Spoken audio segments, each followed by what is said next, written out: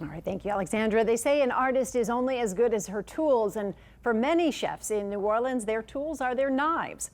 Photojournalist Adam Kopis introduces us to a business keeping our chefs on the cutting edge. To a chef, a knife is the quintessential tool that they need, but also a representation of their professionalism. So the whole goal is to create a burr on one side and then to go back and clean that burr off on the other side. And then once you've done that, you know you've got a sharp edge.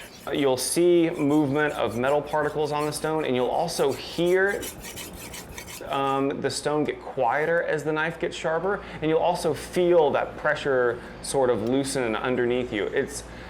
In its best moment, it's extremely zen. The best way to sharpen is to sort of think only about sharpening, kind of cut everything else that you have going on in your mind out and really just focus on listening to the stone and listening to the knife. Focus in on what you're doing and really focus in on the knife itself and the task that you're doing. If you zone out too much, that's when they can bite you.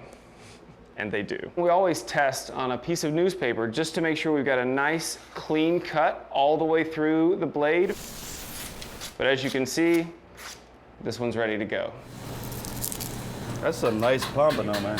To a chef, a knife is the most important tool that you have in the kitchen. It's very important to have a sharp knife. It just makes it easier to work with, and it makes your cuts cleaner. It's really important. Oh, that was good stuff. LSU